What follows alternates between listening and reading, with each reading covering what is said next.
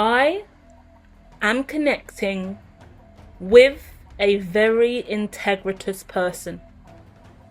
This person has integrity and morals. Do you know how rare that is? Integrity is a gift. Morals are a gift. Respect, empathy, care, consideration, they are gifts. You are rare. I'm connecting with a rare individual. You have a battle on your hands. You have taken on a very serious fight, and I like this energy today because it's not something you're going to have to deal with in a really toxic way. You've been there. You've done it. You've done the dirty work, yeah? You've done the dirty deeds. That's a really important phrase. Makes me want to cry a little bit when I say it, okay? I want to hug you and I want to cuddle you for the screen and not have a breakdown as we go here, but I do want you to know you've done the dirty deeds. What that really means is, and I don't want you to be ashamed, and I think the reading's going to take a spin in this direction to bring you a surety, confidence and confirmation in the path that you've chosen. Because once again, you've done some really downright dirty things to get here. Mentally, spiritually, emotionally. We're not going to dive into it if we don't have to. If I feel called, I'll go to certain areas. This is classified, just safe, right? Because God will only give me what you need to know. But some of you, you really questioned yourself. You really questioned, are you the Dark Lord? Are you on the dark side of this? Are you the trickster God? Check out the last content we just put out. Check out her 7D consciousness channel, where there's a channeled message for an earth angel over there. It was quite a feminine energy. I felt like I was protecting and giving a message to, but we all have yin and yang, and you are also the feminine principle. If you've really been in your masculine lately as well, because I do feel like I connect a lot more with a masculine energy over on this platform, whereas on my other platform at her 7D consciousness, I feel like it's more the feminine. So wherever you feel you exist, know you are yin and yang, and you do need that feminine essence sometimes, that feminine talk. So don't be shy because it's pink over there and may look a little bit whimsical and girly. Get stuck in, alright? It's important. That yin and yang is really important, and if you can manage both elements of that chi, then that's going to be really powerful for you guys, okay? You went there, to the depths of hell, to the darkest places in the mind. You connected with some really fucking evil con artists, some really horrible, dark, dirty people. You travelled beyond for love. You went above and beyond for love. The future card, right? This is the pre-shuffles. We haven't even begun yet, guys.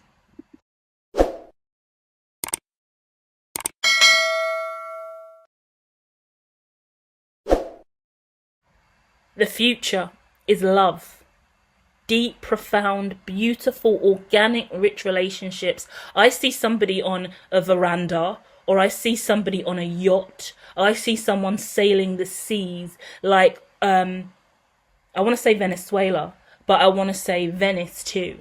And the boats in Venice and a gondola, like I'm really getting gondola energy. I'm also getting small boats, sailboats, not the big yachts, but the gorgeous kind of sailors. They're really nice. It's kind of like a husband and wife going out and doing the ropes and learning how to maybe even fish and just be out at sea.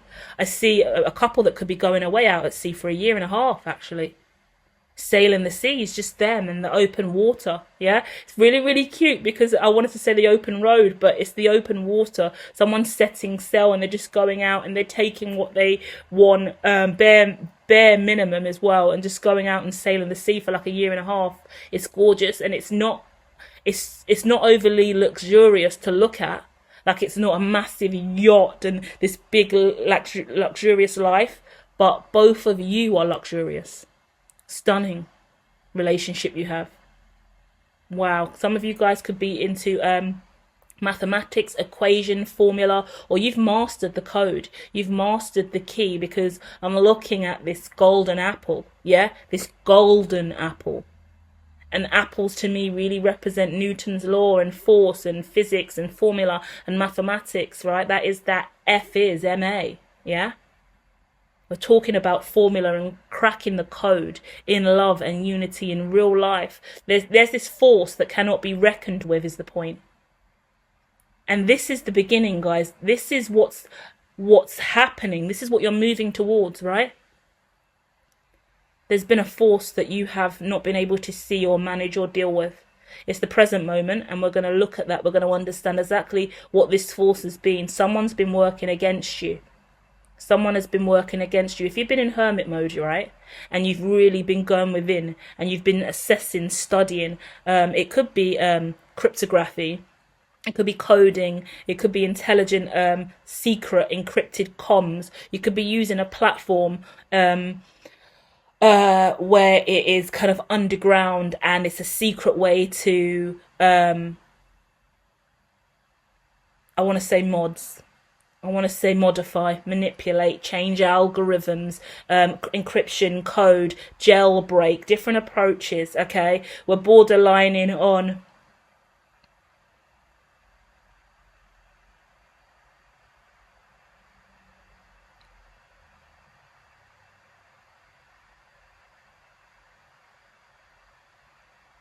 rebellion of the free mind, the free thinker. I want to say the free mind again and again. The free mind. We're borderlining on the free mind. And I say that because I started this reading speaking about integrity. Then I spoke about that classified. Don't worry, guys. This is classified. I'm not going to say anything that's going to out your op, right? Is what I feel like saying. But listen to this as I say that.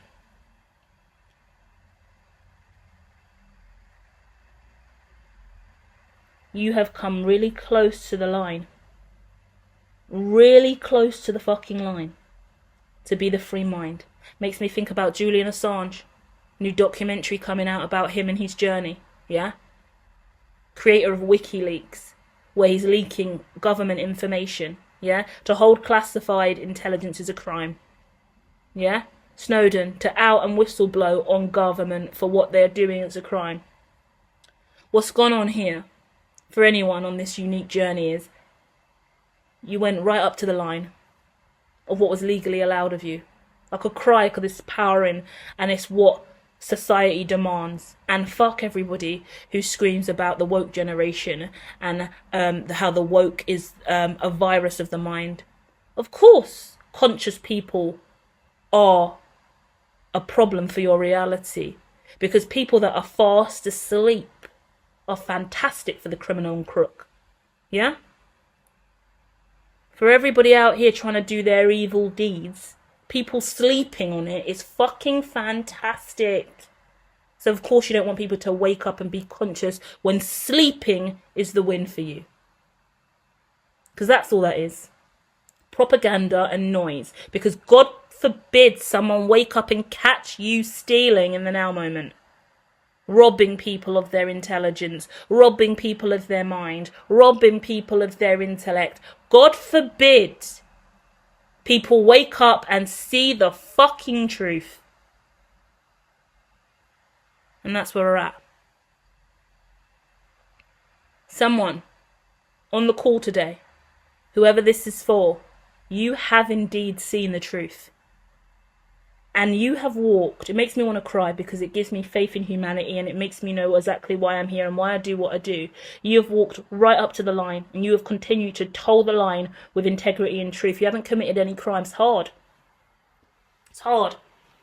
Because when you're taking on opposition and you see dark force, you get forced to make a decision in that moment when you see dark.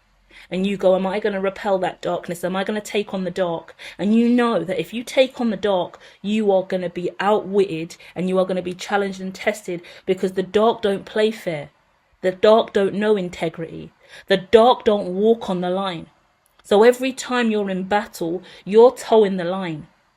And you're towing the line. That's why the dark often win, because they don't toe the line. They are free spirits to just run rampant across the whole board while you're walking toe to toe with the Lord throughout it all. And often they love that. They love it and they laugh like a pack of hyenas in heaven. You have to toe the line. Look at you still towing the line while I'm running rampant all over the board. But you stayed true. Some of you, this could be a boardroom. Stakeholders, investors, stocks, shares, company assets, companies. Someone has a noble corporation, a noble corporate dream or vision, a noble belief system. I'm looking at a noble, powerful,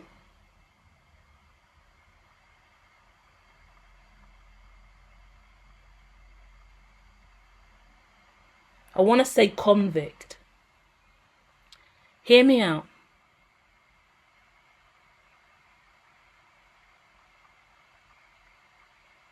Because genius is present today. I'm connecting with a genius in the mind. This is true nobility. This is true integrity. This is cry-worthy. Because I'm looking at a totem animal standing behind whoever this is.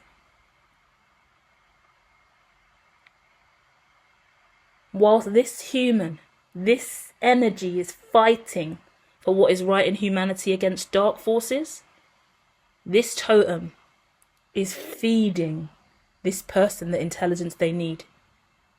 This person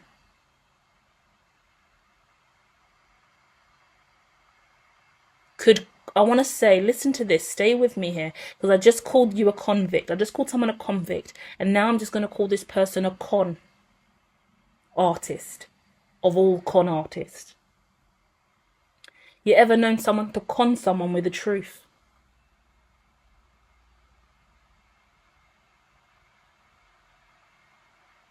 You ever known a convict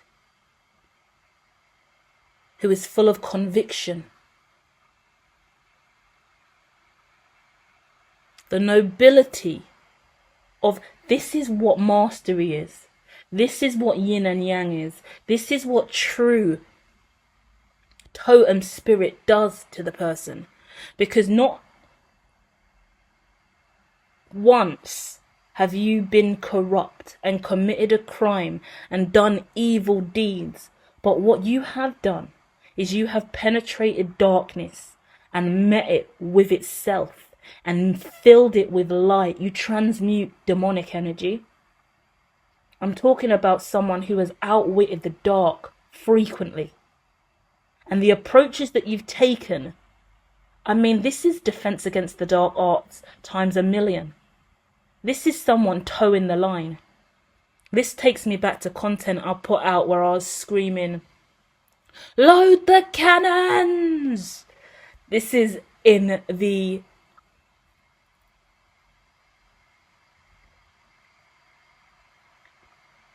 Corporate Awakening series, I believe, if not in the Divine Twin Flame series, one of the two. They are playlists available. Dive in. If I find it, I'll put it in the description, so do check. I'm screaming, load the cannons, load the cannons. And in that content, maybe about a year and a half ago, maybe a year ago, that came out, maybe 9 months. I'm talking about someone who is fighting against a lot of attack in the open seas, loading the cannon, loading the cannon, loading the cannon, going back, loading the cannon. When you're at war, this is such a beautiful vision in my mind. When you're at war, you're at war. There's no time to be overly mindful or to assess the ins and outs of the war. You're fucking fighting against the dark forces. You're in it. Period.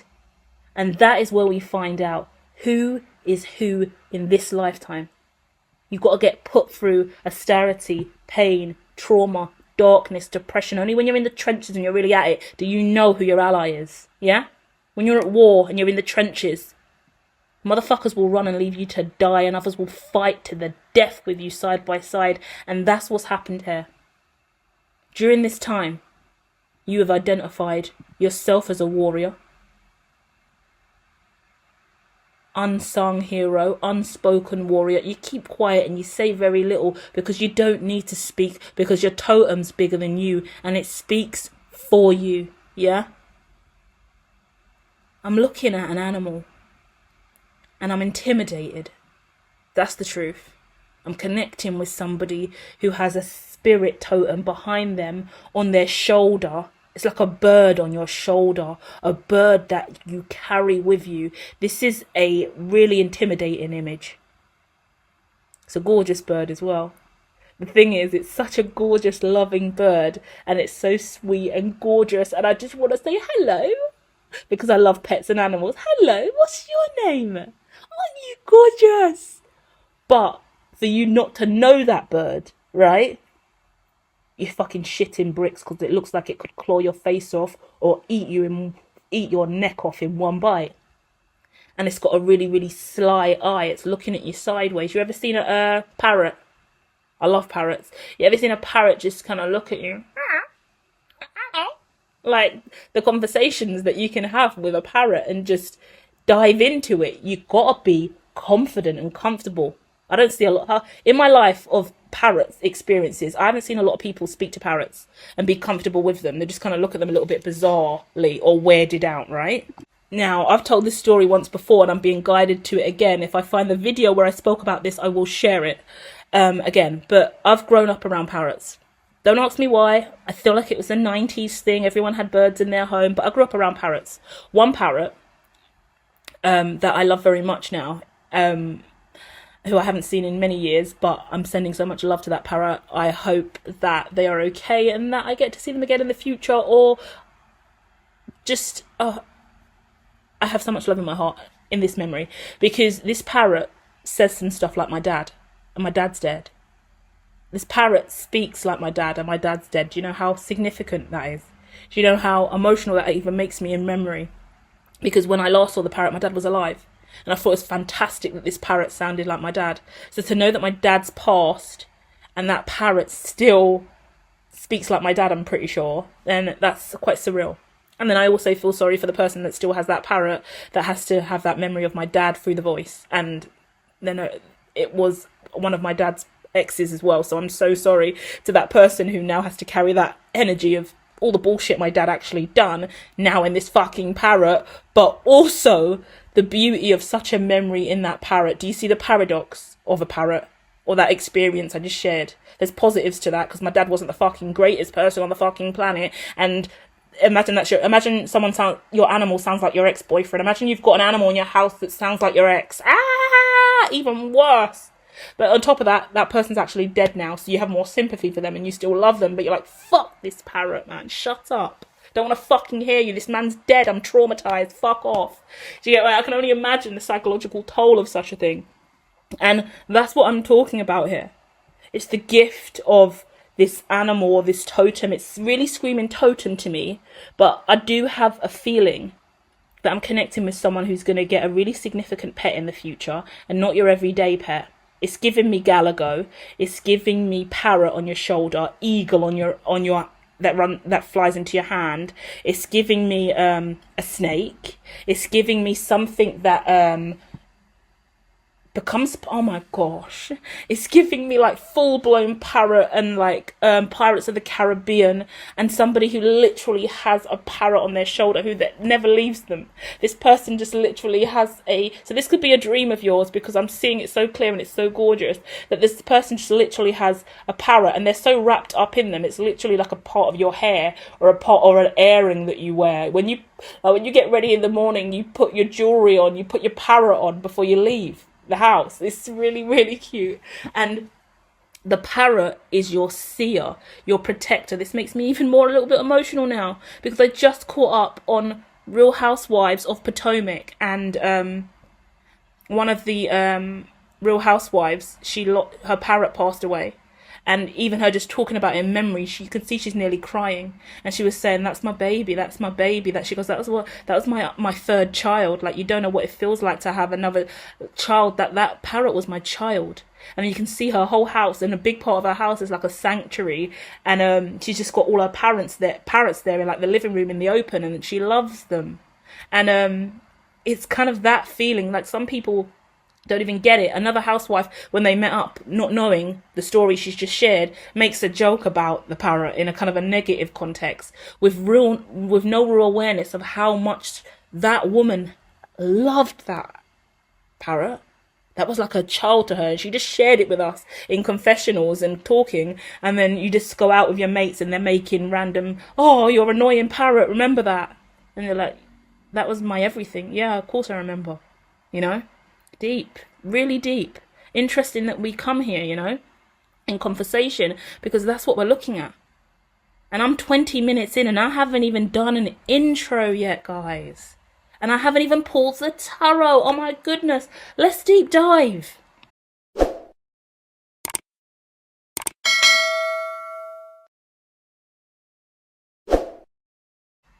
I am the hermetologist. I am a clairvoyant, intuitive reader who uses tarot to deep dive into the subconscious. This is for healing. This is for consciousness shifts.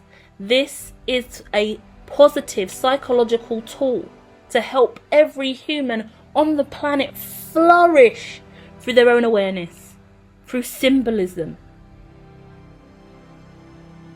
We've just identified that you are a powerful, powerful, powerful light source, protected by an animal in spirit that will appear to be a physical animal in the future. You and this animal are one. You have used totems, icons, images to manifest this animal. But this animal is destined to be a physical vessel in your life. This animal will be revered, feared, because the master in you is the master in this animal. And the era that you and this animal show up together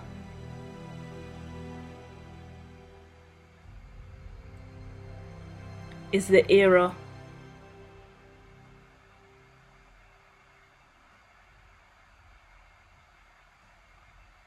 your true light source is revealed. Funny that we spoke about boats as well, and water, and a relationship. I still see this as a lover. Not only am I looking at someone with the love of their life coming in the future, but I see someone getting ready to move in union with their totem and bring their totem to life. And then this dark force in the middle. Let's go. First card out is the Hierophant. I also have another deck here, and that is also the Hierophant as well. So we're going to use two decks in unison for the tarot, which I wouldn't normally do. Hierophant, clarified by the Hierophant. You and another person, you and this, I want to say bird, but it could be any animal. It could be any animal. I keep getting like Galago, I keep getting shoulder pets, so it gives me like Avatar. You see like the Avatar has his bison, and he has like the other animal that he has on his shoulder, because I keep getting shoulder animals. But also, that brings a snake to mind. That also brings like geckos and lizards to mind as well. A lot of different things you can put on your shoulder. Yeah? It is a piece of your armor. It's a piece of your protection. This animal tells you everything you need to know about everyone around you. That's why. And fascinating. Fascinating. Wherever you go with this animal, how your animal responds is all you need to know. And not only that, is how everyone responds to your animal is all you need to know. If someone acts up, do you see how I responded? Immediately I see your animal, everyone's like, "Whoa, what should I do?"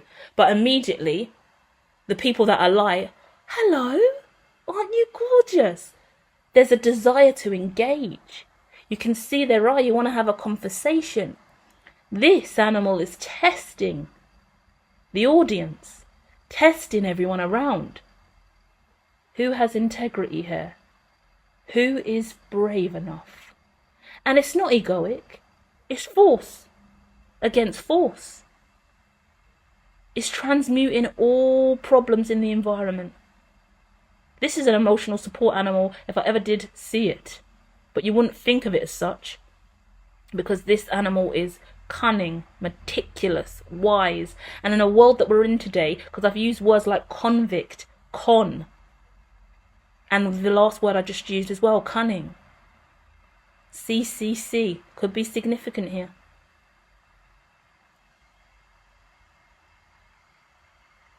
Masterful. Masterful. Next card out, Queen of Pentacles. Yeah. The Hierophant double is another person present. Yeah? It's another energy or entity. It's amazing. And it's coming out with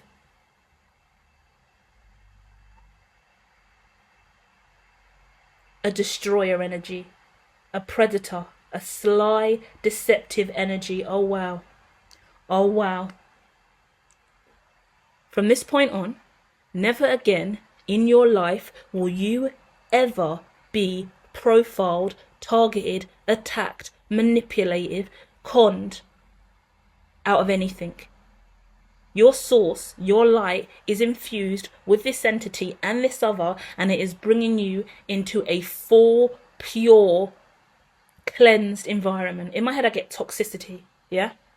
So the stuff I'm talking about today, it could be seen as toxic. It could be seen as negative. You can, if you disagree, you can click off and leave, or you can share your opinions in the comments. I have no problem with people having negative perspectives and shredding and ripping my shit alive if that's what you want to do. I'm always here to hear the opposing argument. I actually encourage all of you guys to comment more negatively. I always say, if you're not happy, put it in the comments. If you don't like that, put it in the comments, right? Because I want to hear you.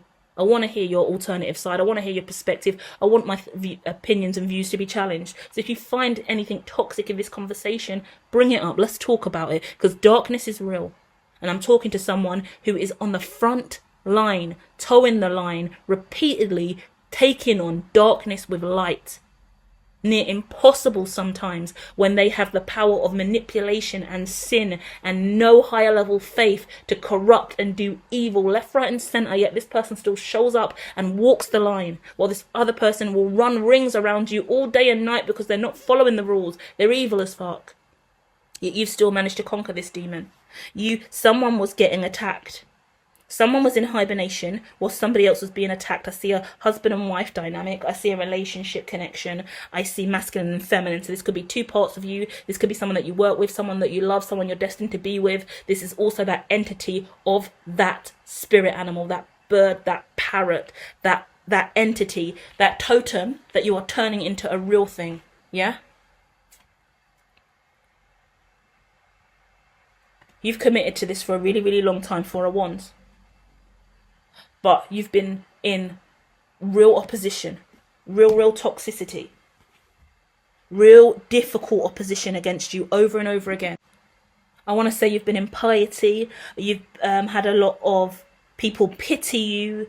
You've misdirected your aggression towards other people because the people that were actually on your team or around you supporting you were getting really knocked down by you or brushed off or pushed away because you were taking on a whole army by yourself.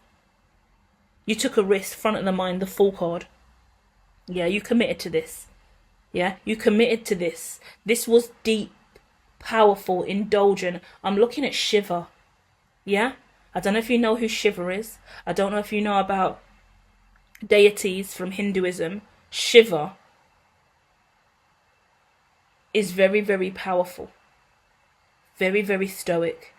Yeah, go and check out some of the Shiva stories that exist out there. Stars, the sun and the moon all wrapped up in this energy as well. You took a risk to be the king, the leader, the driving force. And you were defeated for it. You're still worrying about it now. But the truth of the matter is, every deed you done, even the deeds that you felt were dark and not good, they were right and integritous because they were you in the now moment at war with yourself or at war with the darker entities that were sieging, trying to take over your mind. You saved yourself, you freed yourself. I'm looking at now in the front of the mind, but in the future is Nine of Swords, and I've now got a Freudian card looking at me. The iceberg, Freud's iceberg. You had to go to the subconscious of your mind, the depths of hell, to deal with all this stuff going on. The dark force surrounding you energetically. This could have been a spiritual war. Spiritual warfare is a real thing, guys. I don't want you to dismiss spiritual warfare at all like it's not real. I wanted to say my greatest battlers are the ones that take on the spiritual war. And the rest of the world seems to think that they're depressive, victims, hermits, bowing out, withdrawn. They don't understand. But there's a war you're fighting inside of yourself. It's the biggest war you'll ever fight. Because everyone can pick up a gun and go to the front lines and fight all day and night, killing people from all around the world, left, right and centre. Physical war is a real thing, yeah? Ukraine, Russia, Iran, US, Israel, Palestine. It's devastating, the world we live in. But those external wars that we see all over the news, they exist inside of us. Spiritual wars are real, psychological wars are real, mental health's a real thing, emotional well-being is a real thing. Many people fall at the first hurdle in life because they don't even look at themselves. They don't look inside themselves. You have been fighting a serious war inside of you. You haven't been able to give to anybody else because you've been imbalanced, you've been struggling, you've been going back and forth. Someone could also be obsessed with horses. So although I'm speaking about that shoulder, I'm now talking about people that actually, that animal is a shoulder for you. You might get onto that horse and go around and gallop around and you are on that horse's shoulders. That horse is lifting you up to a higher vantage point. And as you're click-clocking around with that horse, that energy is transmuting a lot of toxicity. And that horse is talking to you and you're talking to that horse, right? You're building strong relationships with horses, ponies, yeah? Even if you take time to... groom horses, like do their hair, clean them, brush them. I see someone really caring for a horse. So someone else has a horse totem animal. We've got spirit animals on the channel as well. I'm going to do some more. I'll do the parrot spirit animal at her 7D consciousness, and I'll do the horse spirit as well. Lovely little channeled message for you guys. They're getting better over there. Then we have 9 of Cups. This is a dream come true. This was a really close call. A really, really close call for you guys, okay? So you was burdened, you was triggered, you was struggled, you were going through it, and you was at risk, you was targeted as well. You had a passionate new beginning, it was really small and it was really young. Someone saw it, someone wanted what you had. Oh my gosh. Let me tell you the vision I'm getting in my head as well. And this narrative comes up to me now and then. Some people are really, really beautiful. Naturally, and they always have been. Some people have been looked at as just stunningly gorgeous naturally. Sometimes when you're really, really beautiful and you just feel like people always look at you as the most beautiful person in the room, and you're so like summery and gorgeous, you're stunning, you're like an angel, you're just lighting up the environment, you're just gorgeous. Something about you is just really, really attractive to other people, and it draws people in. But it draws people in to idolize you, look up to you, hate you. Yeah, some people will hate you just for the way that you look because you're beautiful, and people are attracted to you. What I've seen for some of you guys is you've chosen to be unattractive. And that sounds harsh, but we get a little bit radical, we get a little bit emo, we get a little bit punk, we get a little bit cyber. Like some of the most beautiful journeys in life I've seen are people that go super rad. Like people like suddenly split their lip. Like this person was beautiful, stereotypical Barbie looking with the blonde hair and the blue eyes, and they're so beautiful and so stereotypical and everyone wants them and they're so supermodel-esque, and this person's just gone through that radical turn in life and fuck it, cut their tongue in half. Now I've got split tongue, I've got septum tooth piercings, I've got a tattoo under my eye, I've got blood, I've got teardrop tattoos on my face, I've got full-on tattoos all over my body, I'm doing this, I'm doing that, I've shaved half my hair off, dyed my hair jet black, now I've got tattoos on my scalp, on my skull. Like everyone goes through a radical shift because not only are you seeking change and there's awareness that there's some imbalance in your energy and you're sick of being perceived or seen to be this way based on your appearance or your past, so you're breaking the curse and the radical forces of sameness, or there's this dark force around your identity that you had to wage through. That's the psychological war and the spiritual war. I think someone's coming out the other side of that radical left, I want to say, of having to go to that place to fix yourself. And I think peace is coming in for you. Peace is ensuing, right? It gives me Amanda Burns, I think her name is. The Amanda Show, one of my favourite shows ever growing up, because my middle name's Amanda, so I used to be like, Amanda Show, and make it all about me all the time, because I felt like I was so special because my name was Amanda. I was like, oh my gosh, I'm going to have my own show when I grow up. Like, I was obsessed with Amanda Burns. If you see what she looks like now, I don't want to be rude, but she looks not the greatest, okay? She's really, really going through it in the now moment. And that's because a lot of bad things happened to her. She was a child sensation, a super child star. She was absolutely glorious and the most beautiful girl you could ever imagine growing up. Now, she is really going through it appearance-wise. And me, in analysis paralysis, I would really identify the fact that she has jet black eyebrows, thick as anything, piercings in the way in which she does, and she's put on quite a bit of weight. She's going through a change. She also comes from the Nickelodeon network and the awful stuff that happened over there with the Epsteins, and there's so much negative association with being a child star and coming up. I think it was Nickelodeon. Could have been Disney, I could be wrong, but either way, she's a child star. She's come from that environment of being this gorgeous child star, easily manipulated by adults, potentially abused in different ways, and now she doesn't want to look like that perfect person that she was made to look like. She was also in the movie, I can't remember what it's called, but she acts like a man, yeah, or a boy in it. It was one of my favourite movies growing up.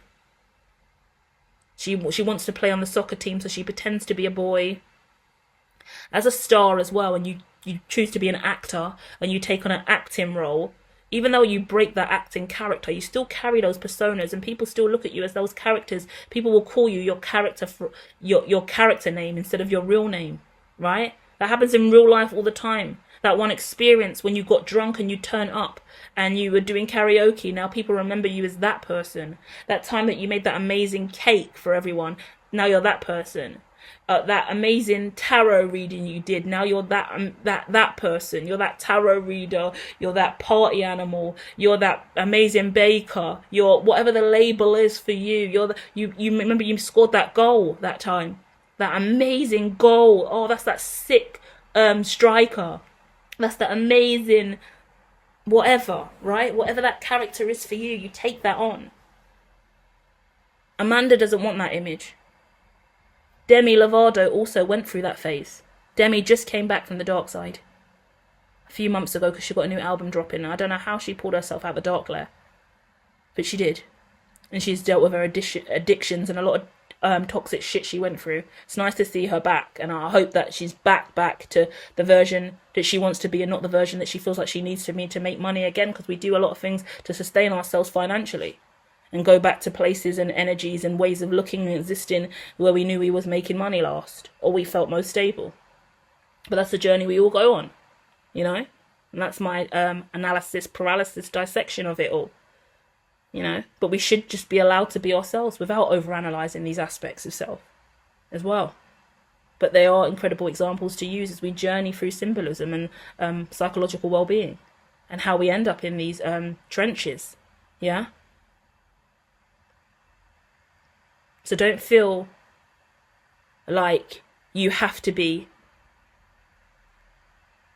less than yourself or make yourself look less beautiful. I went through the phase where I was worried that if I show up looking too rich and too flashy and too fabulously me, the version of me that had everyone around me all the time, then I will never have peace again.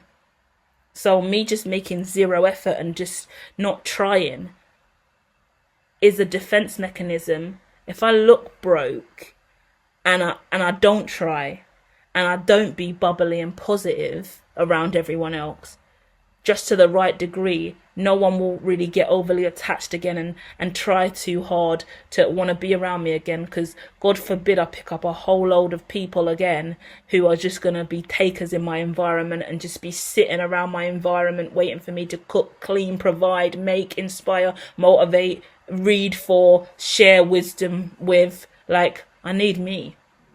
The only way sometimes to stop giving is to stop giving. And sometimes that means the way that you look, the way that you show up, the way that you speak, the niceties that you do. And only then does it really dawn on you and you realize how nice you've been, how much you've been given. And it gets really embarrassing, because then you become in absolute conflict with yourself. How long have I been doing this? You mean I've been doing this all the time and giving all of this? No wonder I'm down and out. No wonder I'm tired. No one else can replenish you or give back to you, or you can't restore the energy or the balance. You can't get what you need from these people, but they get everything from you. All of these people here get everything from you, but not one of these people could give you what you need to replenish yourself so you can keep giving to them. Then, oh fuck, we all fall. They all fall. And you fall with them. Because you've been the supplier, the provider for everyone here. And in the time that you've been providing for all of these people, not one of them learned how to provide for you. So we fucked up. We made a mistake. Because we're meant to be developing leaders. If we're the leaders, we're meant to be bringing more leaders up. But we've made a mistake in our code, because we haven't got leaders here. We've got reliers. We've got dependents. We've got stalkers, obsessive motherfuckers, addicts, needy, clingy motherfuckers. So now we need to go within. Charge our totem up. Get our energy and mind right. Because we need people that can lead. People who are not trying to be emperors and empresses and leaders and CEOs and bosses. People that are just naturally that way. People who are not arrogant. People that are not vain. People who have the skill set and naturally exude it. And arrogance and vanity look different, because I can be obnoxious as fuck. And I always say I'm arrogant and I'm being vain. But sometimes that's not the case. And it's a very fine line to be able to own who the fuck you are and wear it on your sleeve, wear it on your chest, versus claiming to be that and not be that. Because some of the most beautiful souls who are loud and obnoxious and really power forward with who they are, it's because they've been through some shit. So when they're glorifying, I'm awesome and I'm amazing, it's because the days existed where they didn't believe that and they didn't know that and they didn't see that. And they were down and out and broken and struggling. So you've got to understand the motive behind what people do and where they came from to get to that narrative, just like the stories I gave you about Demi Lovato and Amanda Burns.